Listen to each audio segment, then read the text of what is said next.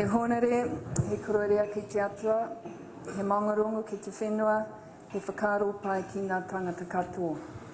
Ko tainui toko waka, ko Ngāti Maniapoto me Ngāti Pāo toku iwi, ko Ngāti Hene Kino me te Urikaraka toku hapu. Ko te kete o Turahanga me Wharekawa Kaiawa toku marae.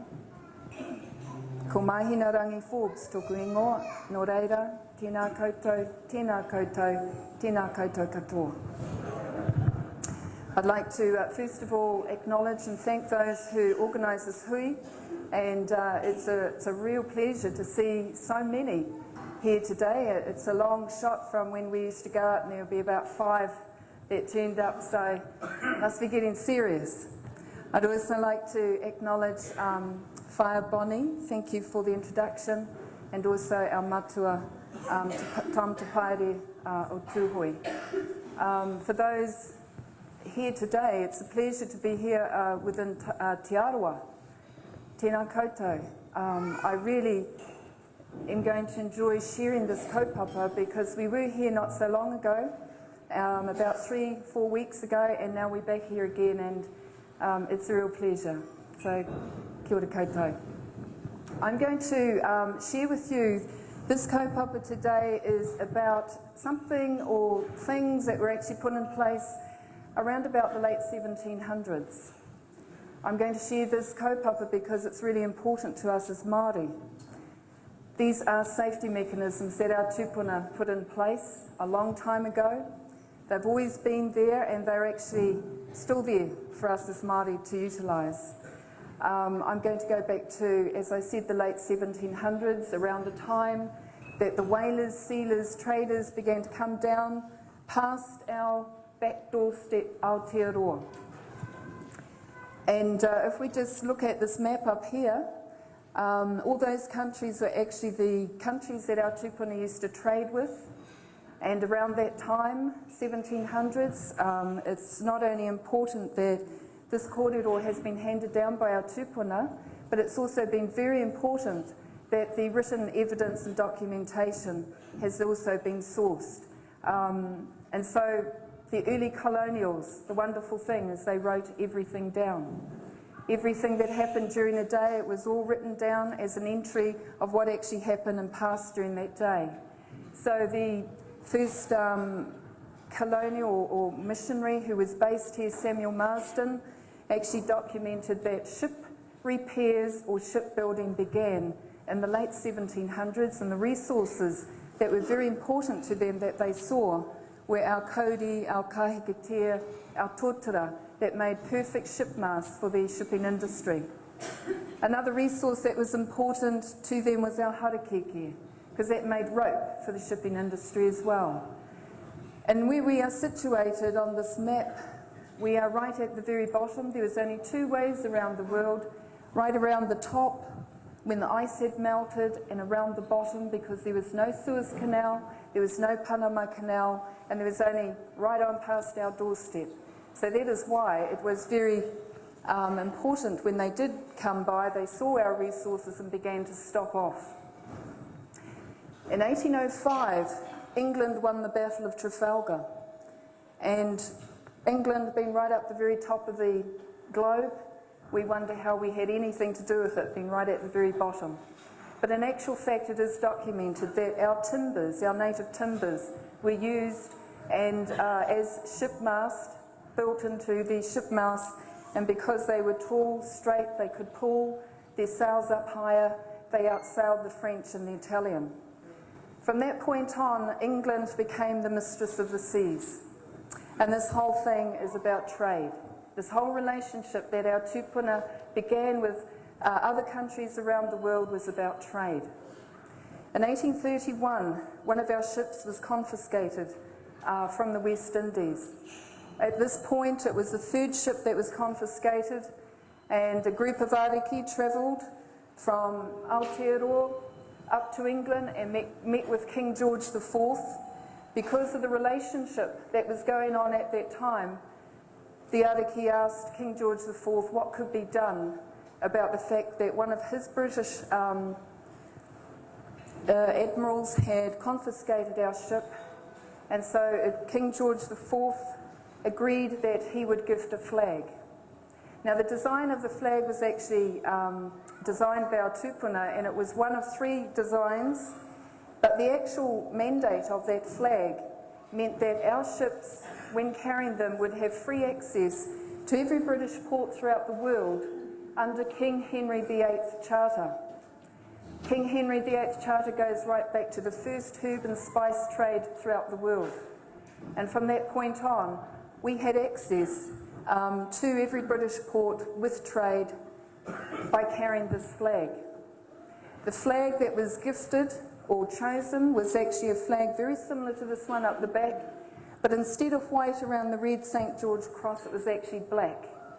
And the British resident who was based here at the time, Samuel Marsden, was instructed by the Crown of England to have this manufactured in New South Wales, and it was received here at Mahia on the east coast under a 21-gun salute, meaning it was recognition from one sovereign nation to another sovereign that the inhabitants of New Zealand were their own sovereign nation.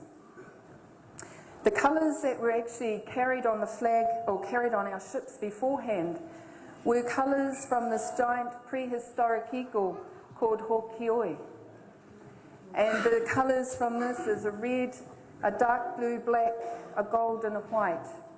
And these were the colours that were dyed muka that was attached to the ship mast, and this is where the British Admiral didn't recognise what those dyed bits of flax were, and that's why our ship was confiscated. This prehistoric eagle is the largest eagle in the world, and it only lived here in Aotearoa. And this is history that I certainly wasn't taught at school, and I know that it wasn't within our New Zealand education curriculum to teach us about the actual history of our tupuna. I actually knew more about English and European history than I did about our own Māori history. So this picture here was actually constructed by the National Geographic magazine, and the reason that they could get exactly where the colours were is because all that knowledge was preserved in our ancient waiata. The National Geographic was able to prove that they pulled up bones with the archaeologists, and the wingspan across that they measured was something like 22 feet wingspan across. It was so large that it used to prey on more.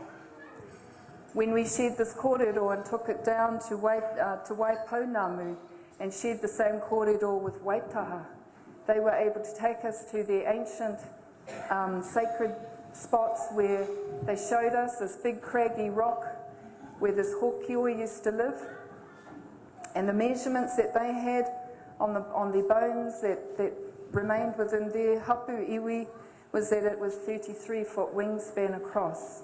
So this is information that is so important, not so much about the fact that it was way back in prehistoric times, but it actually carried through, because these colours are still used today. All these flags here, and maybe later on you can come up here and have a look and view them, are actually all flags that were in place before 1840. It is acknowledged at international level. They still stand today and they still exist. It's just that we've never really been taught about them. In 1864, there was a change to the design of this large flag at the back here, the Māori sovereign flag, and according to the kōrero of Ko Huiarau, it was that Taranaki wished to have an input into the design, and because they've always been known for their white feather, the black was removed and it was replaced by white. Within the flag itself, there's a breakdown of ensigns. There's an 8-point star, a 7, a 6 and a 5.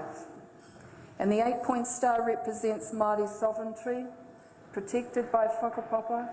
The 7-point star represents Ngā Ariki me Ngā Rangatira. The 6-point star represents the native defence. And the 5-point star represents Ngā Hapu Katoa, or Ko Huiarau. At that same time, there was another shipping company that entered into the waters of Te Moananui a Kiwa. And this shipping company was called the Union Steamship Company. It was later known as Shaw Savill, and then we know that same line today as the P&O lines. And the colours that were gifted to them in the same respect as King George IV gifted us a flag to enter every British port throughout the world. The colours that were gifted to the Union Steamship Company to enter the waters of Te Moananui-a-Kiwa, which is this map here, were the colours of the Hōkioi. Red, gold, blue and white. And it's exactly this flag that's here. And if you look on every container on the railway, every truck on the road, every ship at sea, you'll find that the P&O lines still have this flag painted on the side. And in their head office, they still hold the flag of the Māori sovereign nation, because that was their right, that was the authority that our tupuna gave them to enter the waters of the Pacific. This flag here, this map here, which is like 3 triangles, is known as Whakaahua Te Ao Marama, or the Sacred Mirror Triangle of Te Moananui-a-Kiwa. It is mapped from ancient Hawaiian, ancient Tahitian and ancient Māori dimensions of the heavens. The boundaries within there make up all the countries that are within the boundaries of Te Moananui-a-Kiwa. And each point that triangle pointers on is actually a reflection of the stars in the heavens.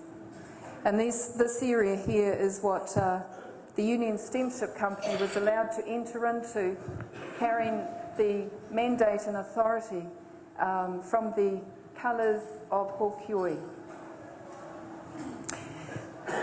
Now, because there were many, many things that began to take place in the lives of our tupuna,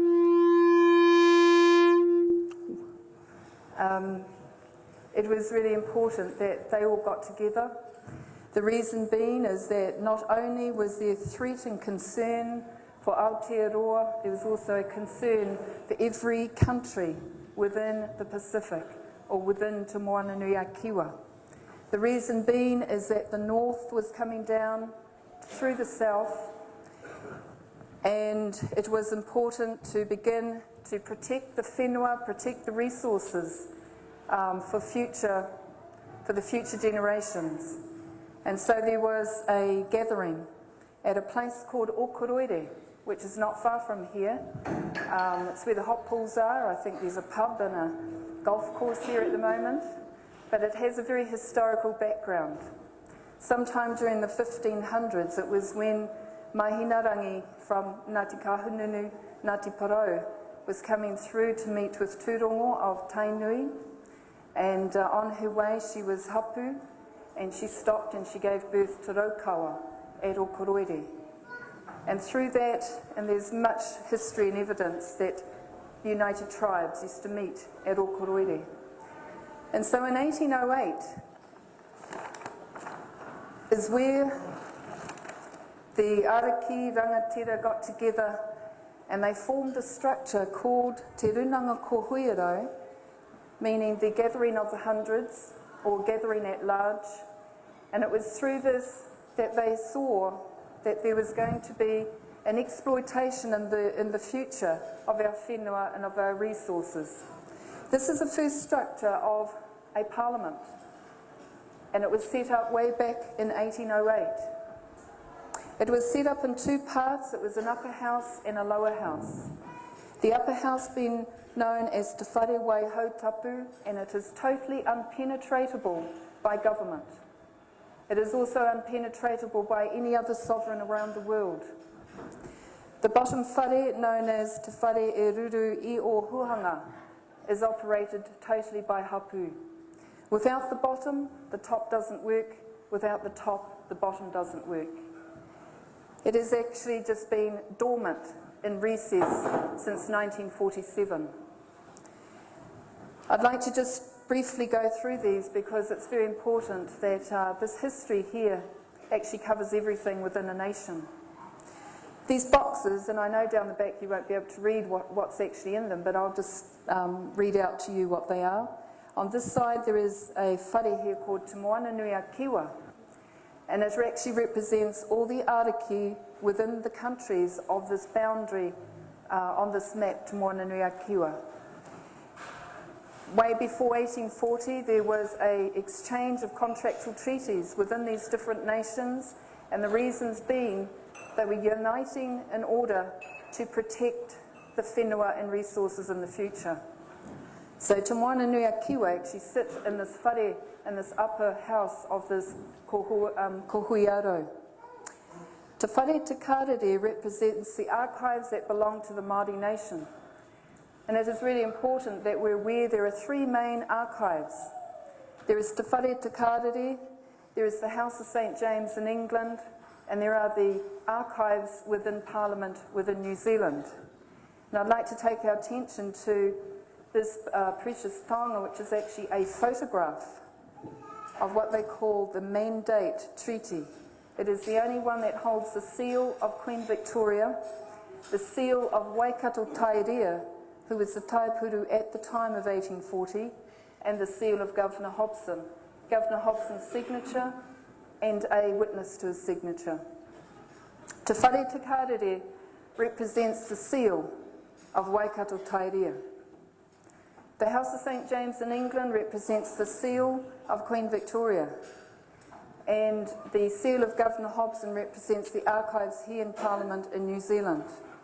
Now there have been many fires, there have been many floods, and the archives here in New Zealand have actually had a lot of damage to our history, as well as destroying our history, but it is still in its full entirety within Te whare te karere and within the House of St James in England.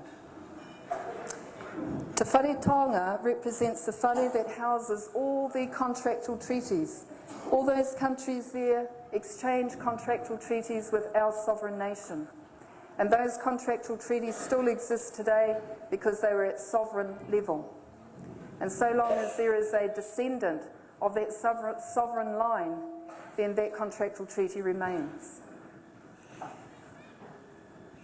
In Wellington, up until the 1920s, there was a whare that used to house all these taonga, but because of the downturn and there was no putia left to maintain, then there was no choice for the ariki to pull down that whare, burn it and bury the remains. But the actual taonga went out to ngā haue whā, to the descendants of the ariki line as kaitiaki, until such time as they all come back together again. And in the last 4 years, that's exactly what's been happening.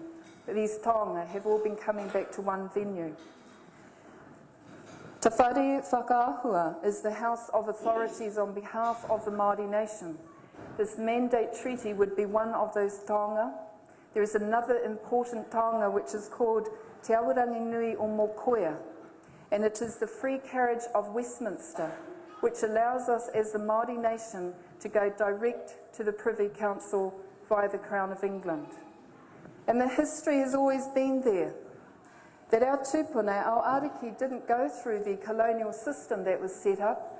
They jumped on their ship and they went straight to England, from crown to crown. And that's all through history, that they never went through the avenue that was actually set up for non-Māori in this country.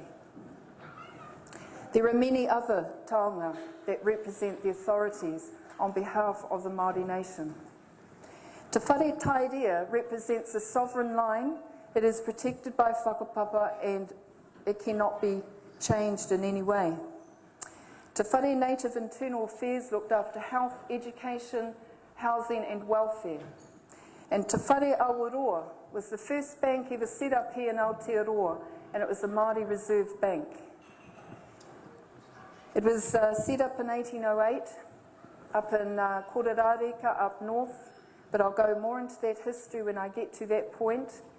But it may be empty at the moment,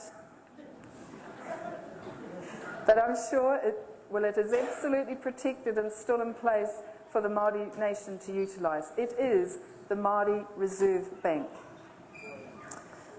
The Royal Palace Household Guards represents exactly that we had the protection to look after the sovereign line. And it's been good that I've been able to bring photographs from the archives, because with photographs you can't deny history. This photograph here represents the Huiarau Palace Household Guards. If you look at closely later, you'll find that they're made up from all different nationalities because of the contractual treaties we had with the other sovereign nations in protection of each other. The Ariki aristocrats, ahu piri o nā ko here. Aristocrats being a European word, but that's exactly how our Ariki are documented in the House of St James in England. TASS, T-A-S-S, represents Taopuru Awaroa Secret Service. And as in every sovereign, there has always been an intelligence service to look after the welfare of the sovereign line. TASS was known to be very active during the Second World War. In fact, it is known as one of the best intelligence services in the world. When Ko Huiarau went into recess, TASS went into recess as well. Now in this bottom whare, the Native Internal Affairs looked after health, education, papakāinga and welfare at the different waka level. The commercial arm looked after trade with all those countries that we had contractual treaties with. The Onehunga Endowment Trust was the name of the lower bank that the Māori Reserve Bank, the Awaroa Bank, had passed the warrant down to. The Onehunga Endowment Trust still exists today, and in fact, when Ko Huiarau went into recess, it came under the trusteeship of the government. So it still exists today. The Native Justice Department looked after exactly that we had Māori customary law here in this country before European law. And the Minister of Justice, Doug Graham, has publicly stated, I think about 2 years ago, there are two laws in this country. There is Māori customary law and there is European law. And the sooner that New Zealand as a whole understands this and becomes aware of it, the sooner we can just get on with what we're meant to be getting on with. The native defence, as the 6-point star represents, we had our own native defence before, and it's not about us setting up another defence. We have a very good national army and a very good national navy. It's just that this is the history that was there, and this is what I'm sharing with you. The Confederation of Chiefs, or rangatira, as the 7-point star represents, are there by right of whakapapa. We have the rangatira in the lower house, we have the ariki in the upper house. And it's exactly as these two photographs up here represent. On your left is the ariki in the upper house of Māori Parliament. This photograph goes back to 1893, but before 1893 and before photographs we had oil paintings, we had watercolours, but that's still a European introduced medium. Prior to that, it was always the mark of the moko that was the registration. On your right is the lower house made up of the rangatira line. So it's exactly that. Our ariki, the kaitiaki of the upper house, our rangatira, the kaitiaki of the lower house. In the very bottom, hapu iwi, although here is actually one of the most powerful whare of this whole structure, because without hapu, nothing moves. And that's exactly what has happened in these last 50-odd years when Ko Huiarau went into recess, is that this whole thing has just been growing cobwebs. It has been dormant and it has been sitting there until we as hapu utilise it. Now this whole structure is huge. I mean, it's everything that manages a nation. And although we see it on paper, and I've explained it to you in all its appropriate boxes, the most important thing that rises and comes from hapu is, how did it really work? Because the most important thing to make this work is, where did the pūtea come from? And if we just look and think back to what we know as state-owned enterprises, they're actually the fragments of what originally was set up by our tūpuna. And I'd like to go through some of those with you, just so that we understand where this went to. And it's not about going back over grievances, because we've grieved for far too long. It's about understanding the history of what used to be known and what we know as today.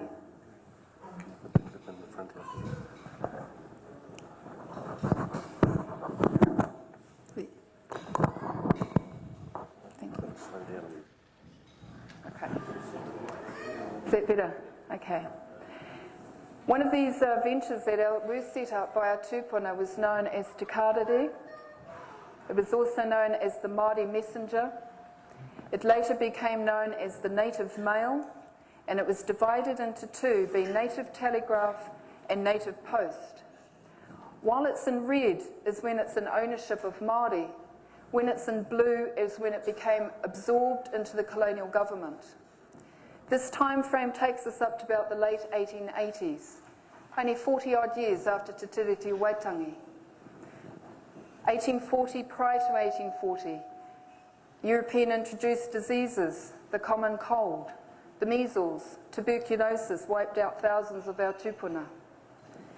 1850s into 1860s, as New Zealand history recalls as Māori Wars, was actually our tūpuna protecting their lands from being exploited and taken away by the British militia. 1870s was a very lucrative time, not only here in Aotearoa, but the rest of the world. 1880s was a world depression, and that's when all the promissory notes began that when the economy gets better in New Zealand, then the government or the colonial government will pay back to the Māori people what is owed. 1890s was the Boer War, 1920s the First World War, and 1940s the Second World War. By that time, there was nothing much left, and the Ariki had no choice but to put Ko Huiarau into recess. I just wanted to walk through that time frame because every venture I'm going to show you is around the same time.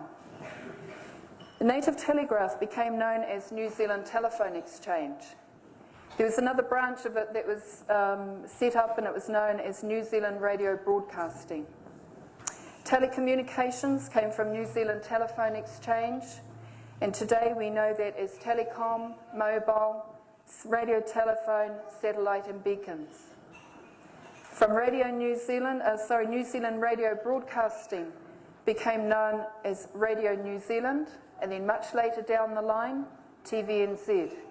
The whakapapa and origins still go back to Te Karere. The Native Post became known as New Zealand Post Office, and then divided into New Zealand Post and Postbank. Postbank has been sold as a state-owned enterprise. New Zealand Post was threatened to be sold in 1986, but the Ariki reminded the government that the origins went back to Te Karere, so they stopped that sale, but today they're looking at franchising each New Zealand Post. Radio New Zealand, after much controversy, sold as a state-owned enterprise. TVNZ, just been sold as a state-owned enterprise. Telecom, sold as a state-owned enterprise.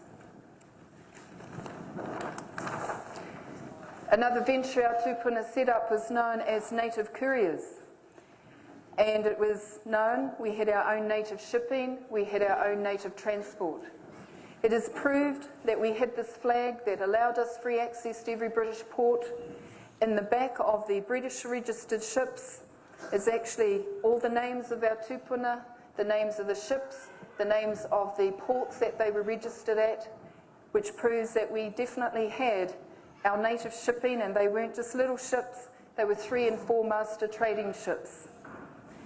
Native transport became divided into two, being railways and New Zealand road services. Railways, one chain across, you may be aware, is still under ownership of the Māori nation. But it is still under lease, and the lease has never ever been broken.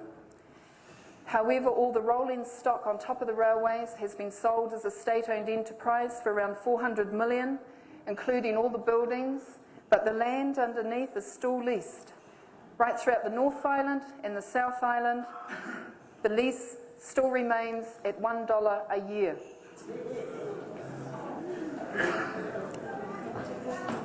New Zealand Road Services became privatised, individualised, And then later on down the line, we had a New Zealand Air Corporation, which went through this whole process to be known as Air New Zealand and was sold off as a state-owned enterprise. Native shipping, once there was no pūtea to maintain anymore, became absorbed into what was known as the Union Steamship Company. We know that today as P&O Lines. The whakapapa of the Awaroa Bank, the Native Reserve Bank, set up in 1808 at Kororareka. It operated in Auckland when Auckland became the capital. It operated in Ahuriri, Napier, when Napier became the capital for a short time. It also operated in a place that we know within Tainui on one of our major motorways, the Waikato River, at a place called Cambridge. But every New Zealand post office was an agent on behalf of the Awaroa Bank. In 1889, because of the many things that began to take place, it was agreed that the Bank of New Zealand, which is the Reserve Bank of New Zealand, absorb the accounts from the Awaroa Bank, but pay back to the Māori nation equity as in representation of population. It started back then, of course it never happened. In 1990, the Bank of New Zealand was sold as a state-owned enterprise.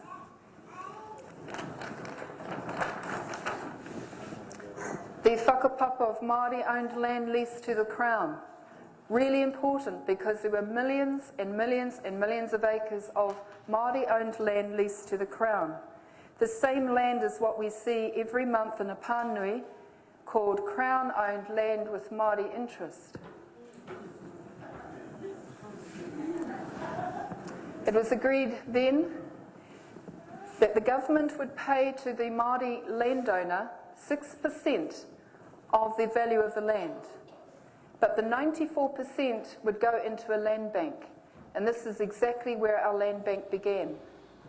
From there, it is all documented that the colonial government may use that land and use that 94% of the money for Māori health, Māori education, Māori welfare, and Māori housing.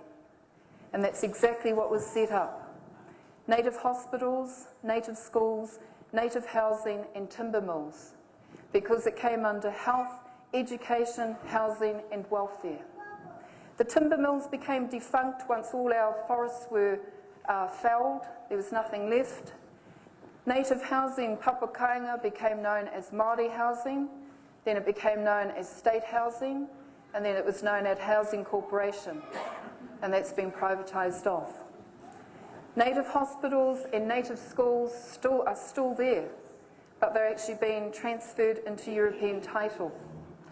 Your major Rotorua hospital here and all the major schools right throughout were originally native schools and native hospitals.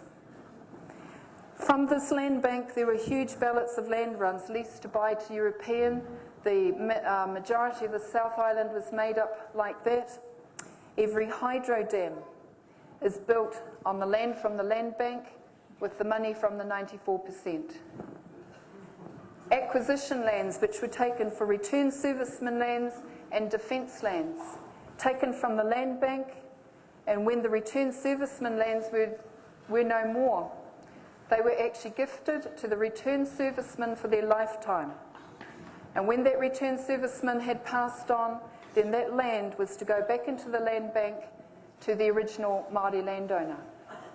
We have second and third descendants from the return servicemen who are still on those lands but are innocent because they didn't know what the deal was. And then we have local hapu protesting and occupying lands because they remember that they were ancestral lands. Defence lands were taken for defence and they weren't to be used anymore. They were to go back into the land bank. We have defence lands being used as raupatu settlement.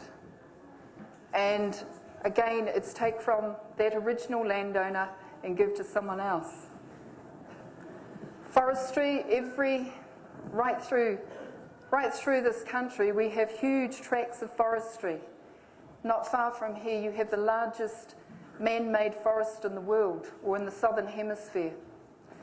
And those lands, the forestry was actually taken from the land bank with the money from the 94%, and today we have multinational companies managing and controlling those lands, and again we have hapu protesting and occupying those lands because they remember those were ancestral lands. The whakapapa of native reserves.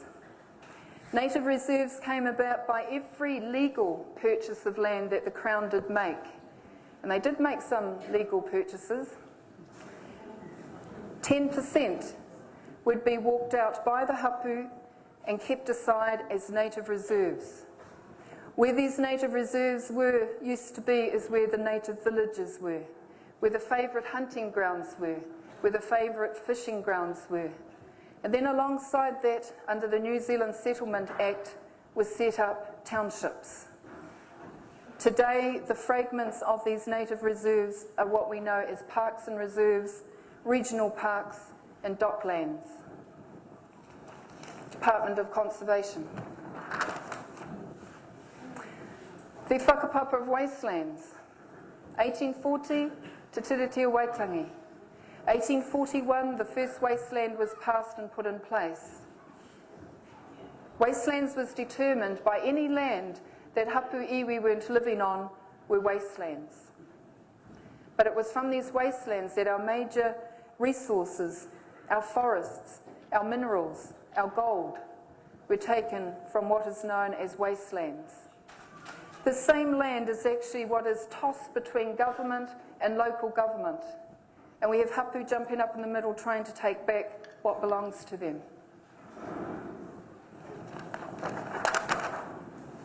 The treaty contract, Te Tiritia Waitangi, in 1840 as it was, and the treaty partnership as it still stands today. That in 1840 there was absolutely no question that the Crown of England was forming a contract with the Māori nation as their own sovereign nation. It was already recognised by the Crown of England that the Māori nation was its own sovereign nation. Ko Huiarau Parliament, or Māori Parliament, was already operating as early as 1808. New Zealand Parliament did not put in place here in New Zealand until after the 1852 New Zealand Constitution Act. There was no governing body here in New Zealand because every non-Māori was actually governed by New South Wales. New Zealand government was put in place in 1859-1860, and it was put in place for non-Māori.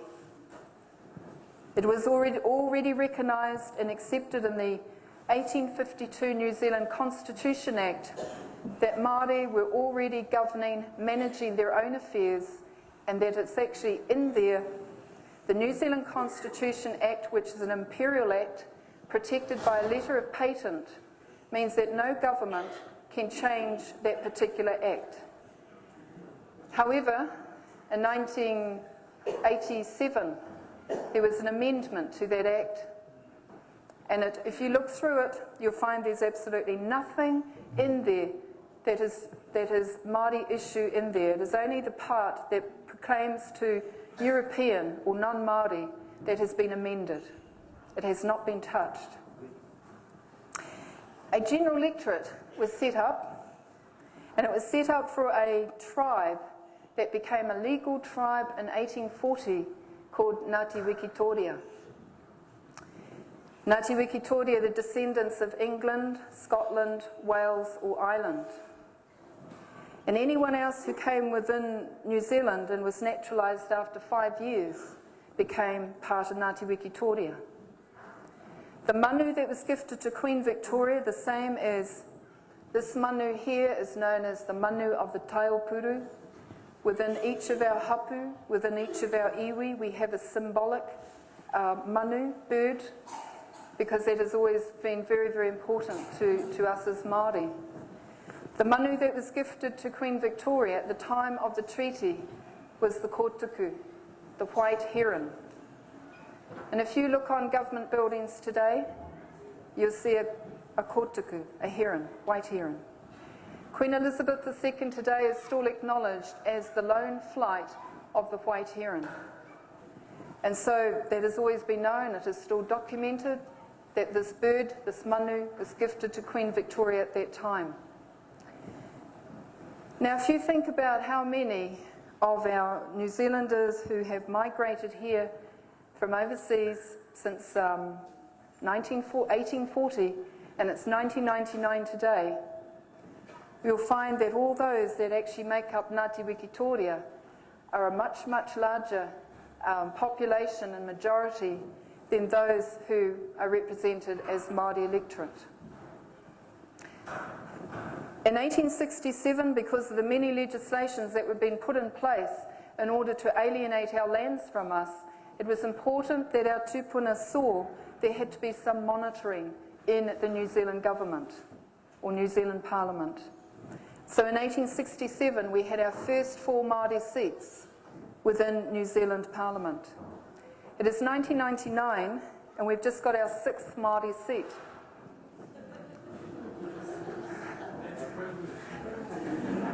So the seats aren't keeping up with the population.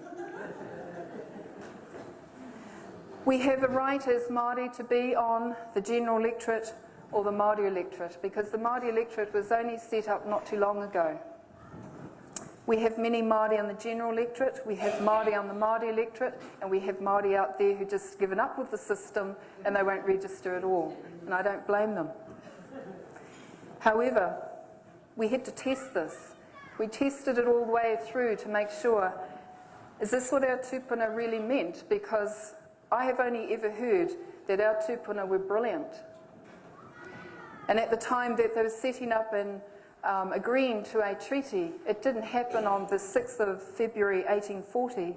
It took 6 or 7 years from this first contractual treaty way back in 1832. And so because Māori were on the general electorate as well as the Māori electorate, that partnership didn't quite seem right, because it's meant to be an equal partnership. So I'd like to introduce you to my husband, who I always use as a guinea pig. Sorry, Rob. Just stand up here, Rob. My husband, Robin, he's Ngāti Wikitoria. What Robin did is he went and registered himself on the Māori electorate. He registered as Ngāti Wikitoria and his waka being Te Kotuku. And there was jumping up and down in Wellington, said you can't do that because the Orange Book said you can't do that. However, they left him alone, and the next year he got a card asking if he'd like to transfer back to the general electorate, like most of us Māori who are registered on the Māori electorate. Now, the reason that we tested this is that it has been 1840, this partnership was like this. And over the years, this partnership has slowly been going like that, and it's climbing like that, and it's not stopping. And so it was bringing it back to what really was fair and what our tupuna really did mean by a treaty. It's about a partnership, and it's about a fairness, and it's about equality. So we've gone through this korero with many Ngāti Wikitoria associates and friends and relatives, and once they found out and realised just what it is that Māori are jumping up and down about, they also are registering themselves on the Māori electorate. It's just a history and information that I needed to share with you. In 1947, this whare here, ko Huiarau Parliament, went into recess. And if you can see, there's only been one way for the Māori nation to go. And it has been totally within an arena whereby policies have been written by people who have no idea what it is that the Māori nation needs are, which is why today, in 1999, the Māori nation is actually classed as a third world nation, living beside a first world nation within an affluent country. Something did not work and something didn't go well because the people who were looking after the policies for health, education, housing, welfare did not listen or hear what the people were actually asking for.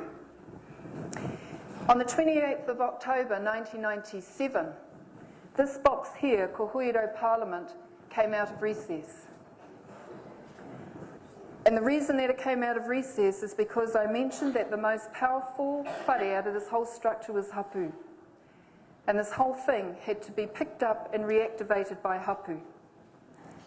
And so we went back exactly as we did with you right today in your whare, that the most important place that we needed to come right back to is the marae-based hapu, because that is exactly how our tupuna set it up, that our whare is the parliament, and that our whare stand and actually sit on sovereign land, that the marae is the sovereign land, that Māori customary law is exactly what happens there, that European law cannot enter into the whare or the marae of our different whare tupuna. And over the time, it has been very cleverly designed that we be taken away from something that is the most powerful authority for us as a Māori nation, and that is our hapu, our marae. During the 1950s, 1960s, the industry waved the carrot. We all went to the cities, we went to the towns, and we are now descendants of what we know as urban Māori. I'm an urban Māori. I live in Tamaki Makaurau. I don't live back on my grandfather's whenua, Maniapoto, and I don't live within Ngāti Paoa on my grandmother's whenua. I live in Auckland. And there are many, many of us that live in the cities because that is where we were taken to. The lands that were our tupuna lands were leased out, and then it came under what was set in place as the 1955 Trust Board Act. This is how the structure used to be before Ko Huiarau went into recess, and it was one of the most democratic, fair structure that used to be. That each of these circles represent a hapu, that each of these symbols here represent the marae or whare or pā, depending on how large our hapu are. That if this marae-based hapu over here wished to form a joint venture with that one, it was entirely within their right to do that. The profits, the resources remained at hapu level. That if this hapu here wished to form a joint venture with that one, because maybe their lands ran side by side, then it was entirely done at a hapu runanga level, but the resources and the profits remained at hapu level. If the whole iwi wished to do something, then it was done at an iwi runanga level, but everything remained right back down with hapu. In 1955, after Ko Huiarau went into recess, a very damaging act was put in place, and it was called the 1955 Trust Board Act. What that did do is it cut everything from here down away. Everything was held up the top. The Constitution is set up by the Crown or the government. The trustees are only accountable to the Minister of Māori Affairs. They do not have to listen to the people, which is why we're in the status of a third world nation today. And it is actually a government agent.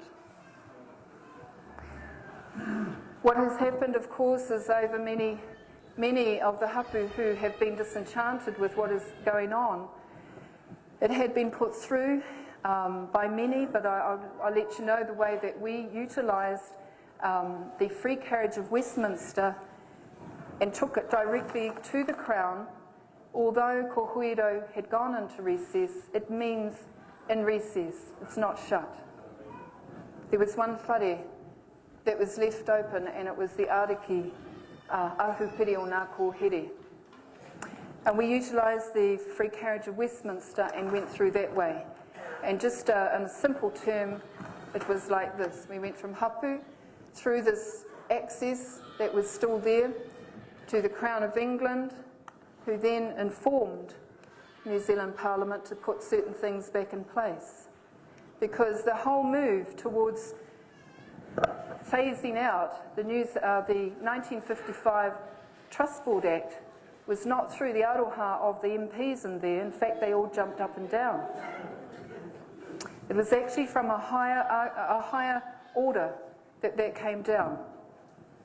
Now, last year, Te Puni Kokiri took this matter out to Hapu Iwi and asked Hapu Iwi if they wished to amend the Act or phase the Act out altogether.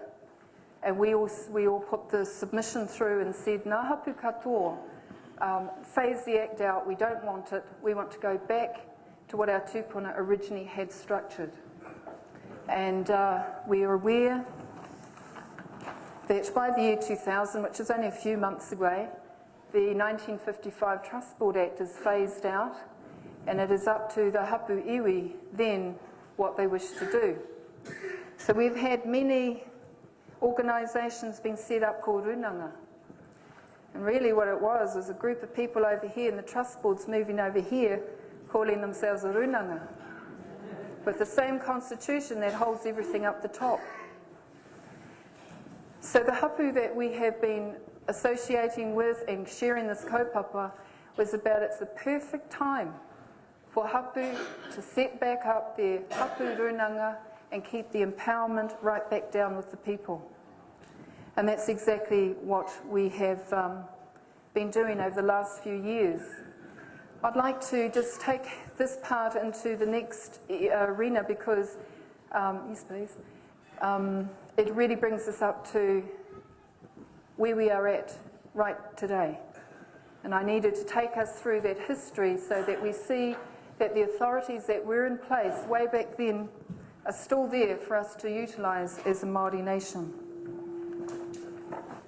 I mentioned how everything is still in its full entirety within Te Whare Te Karere and in the House of St James in England. So this map here is exactly how it was in 1947 when Ko Huiarau went into recess. This is actually outlines the boundaries of the 7 main tribal areas. And if you can see, I'll point to it anyway, that these purple lines here are actually where the boundaries of the 7 main tribal areas, and I'll go through those with you. And this area up here is known as the main tribal area of Ngāpuhi. And while we're up here, I'd just like to say that every hapu, every iwi is no greater than any other. Because when we get down around here somewhere, if you're from certain other main tribal areas, you might raise your eyebrows. So I just want to go through this because this is history. This is how it went into recesses, and this is exactly how we need to bring it out of recess. The main tribal area of Ngāpuhi is that area there. This area here is known as the main tribal area of Ngāti Whātua. This area here is known as the main tribal area of Tainui. And this area here is known as the main tribal area of Te Aroa. This whole area here is known as the main tribal area of Kahununu. And that's what I mean. Kahununu is no greater than Tūhoi or Te Whānau Apanui or Whakatohia or Wairarapa. It is exactly how it was to define the 7 main tribal areas. This main tribal area, all this area here is known as the main tribal area of Te Ateawa, which includes the Chatham Island, Moriori. And this area here is known as the main tribal area of Waitaha Katimamoi. I just hear of actually, at that time Ngaitahu was actually up in here.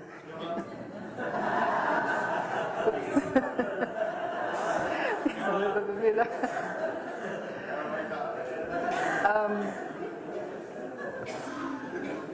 Because it was important to look at reactivating what was in place by sticking totally with Māori customary law, because by doing that we could in no way be interfered with by European law. And that is why it was so important to bring that whole basis back to marae-based hapu, because on that sovereign land no European law can enter into there, and that is the mandate that our tūpuna had originally set up. From the 28th of October 1997, when I mentioned Ko Huiarau came out of recess, It didn't mean to say that we suddenly had all these authorities and everything was in place. We had a lot of mahi that had to be done. We had to actually find one hapu from each of these 7 main tribal areas to actually step outside the square and stand over here. And the reason I say that is because every marae is under an incorporated society under the Tūturu Whenua Act, which is actually under a government agent. And we had that handed over in 1947. So in order to come right back to sovereign Māori law, Māori customary law, we had to step outside of the government agent, come over here and set up another body, a legal body, in order for those hapu to stand on their own mana as a sovereign body to carry out Māori customary law. Now that body that was set up, a legal entity, was very important because from the incorporated society, which actually disempowers hapu, it actually disempowers hapu and allows another body to manage your resources and everything for you. It was to set up a body that was going to have the empowerment for hapu to carry out their commercial business, look after their own resources, and have vested back in them from this other government agent their resources. So what was set up was a charitable trust. The charitable trust being that, although we're talking Māori customary law here, it was important to equip the hapu with a legal body because all resources were stored out there. Now with that charitable trust, it was important that the hapu set up their runanga too. So we came down and we said, okay, we'll go with 1. So within this area here of Ngāpuhi, there was a hapu based up here at Pohotiare, known as, based up here at Te Hapua, known as Pohotiare. They had set themselves up outside of the system and set up their hapu runanga, which opened it up for all the hapu within this area, within Ngāpuhi. Within Ngāti Whātua, we had a hapu set themselves up called Ngā Uri o Hau Moe Wārangi, who are based up here in Kaipara, and they set up their runanga and set up their legal entity outside of the incorporated society. They opened it all up for every hapu within Ngāti Whātua. Within Tainui, we actually have 2 in there, but it's only because they got it together at the same time. So we have Ngāti Whawhākia, who's sitting over here, of Waikato. We have Ngāti Wairere of Waikato. Within Te Arawa, this whole area here, we managed to get a little hapu based right down here at Kākahi called Ngāti Mananui or Tūwhareto. And they opened it up for the whole of Te Arawa. Within this whole area here, which is a large area, we managed to get a hapu who live in the bush in Waimana.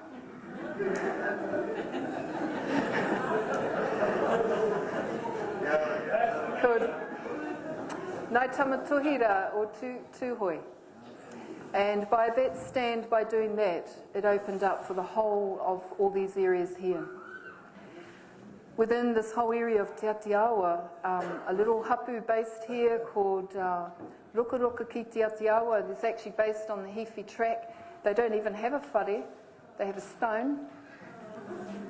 But they did exactly according to go back and empower themselves as a runanga. And within this whole area here, we have a hapu called Kurawaka ki Waitaha, based here in Christchurch. Now through that took over a year, and that was achieved by the 7th of November 1998. And by utilising again the free carriage of Westminster, going through the upper house, it took it directly to the Crown of England, whereby the submission really said, thank you for looking after our business, we're now looking after it ourselves. And the proof is that we've actually stepped outside a government agent and we are an autonomous body. Now what that also did is it was a dual process. Not only did it reactivate ko Huiarau itself, Parliament, but and reactivated the hapu autonomy. It also reactivated the electoral areas that have been sitting dormant all this time within ko Huiarau. There are actually electoral areas and with electoral seats that have been there all this time, and I'd like to just go through those with you, because the hapu registration actually instigated the electoral role for ko Huiarau Parliament. Now within Ngāpuhi, there is only one electoral area there, and in each of the electoral areas there are 4 seats. There are 2 seats for Māori, there are 2 seats for Ngāti Wikitoria. And that is exactly how our tūpuna had set it up. After 1840, Te Tiriti Waitangi, it was opened up for that other legal tribe. So within Ngāpuhi there are 4 seats there. Within Ngāti Whātua, there is 1 electoral area, there are 4 seats there. Within Tainui, it was actually divided into 2. This is known as Hauraki Tainui, and this is known as Maniapoto Tainui. There are 4 seats in Hauraki Tainui, and there are 4 seats in Maniapoto Tainui. Within Te Arawa, there is 1 electoral area, so there are 4 seats in here. And within this whole area of the whole coast, it is actually divided into 4. And in each of these 4 is 4 seats here in Mātātua. There are 4 seats here in Ki Wairoa. There are 4 seats here in Heretaunga, and there are 4 seats here in Wairarapa. Within this whole area here, it was actually divided through here. There are 4 seats there and 4 seats there. And within this whole area, there is 4 seats there.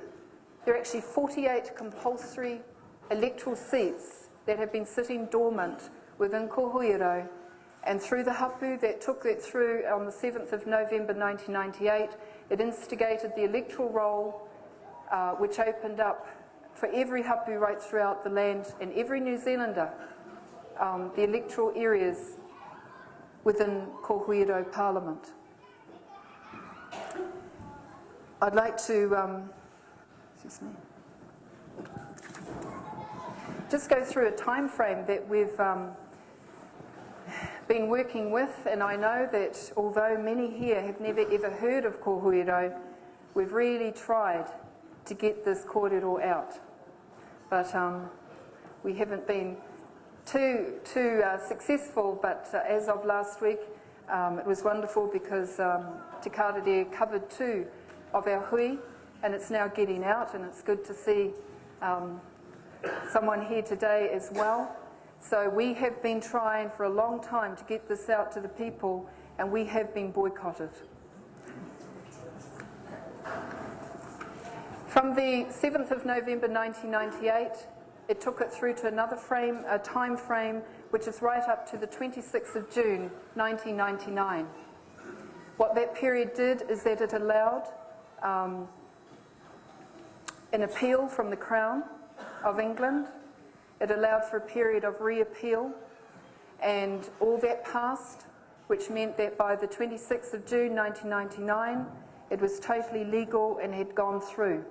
There was a hui in Auckland where that date was carried out and a court was held, which activated ko Huiarau and which activated the electoral seats and the electoral areas within the whole of the 7 main tribal areas.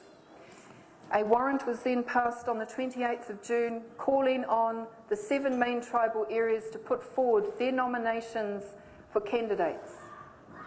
That period took it through to the 9th of August 1999. We now are into the 4th of September. We were wanting at least the 48 compulsory seats filled, and where there were areas and time where we had to check through the registrations that were actually open since November 1998, and we saw that there were different areas that were lacking in knowledge of knowing about this. So we've just been out on hikoi targeting those areas that needed some boost to understand that this was already in process. On the 10th of August, a second warrant was passed whereby the elections and the campaigning began. So by the 9th of August, when I said that we needed 48, we've actually got 69 candidates that came forward and registered before the 9th of August.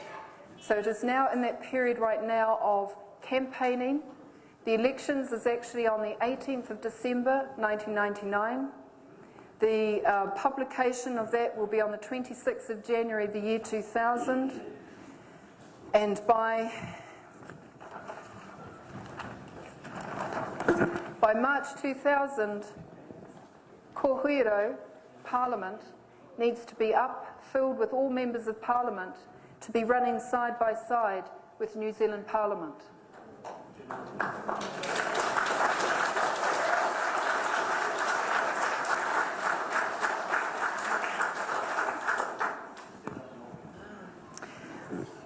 Because we had to take it through that legal avenue, each time we did, we had response from Government House.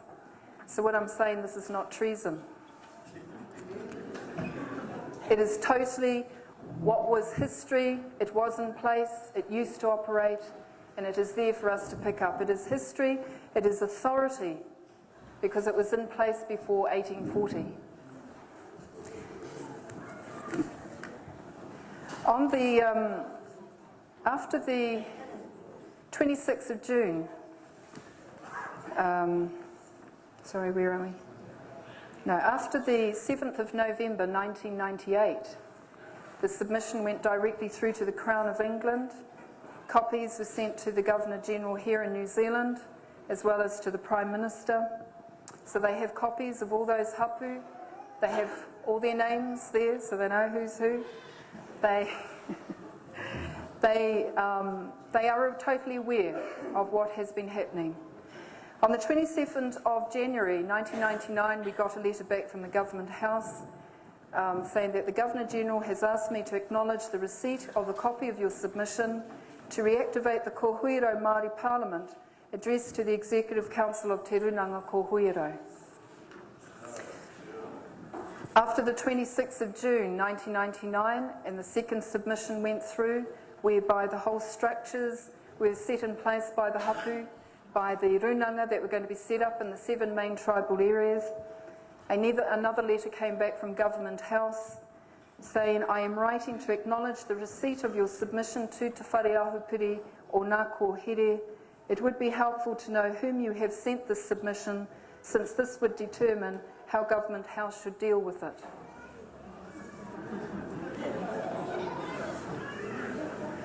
So since that time, we have informed the ariki, because everything has been held in the kaitiaki, who have informed Government House that everything has now been passed over to the people. It is up to the people to structure exactly how and everything used to be in place before 1840, which is recognised by and put in place there within the 1852 New Zealand Constitution Act.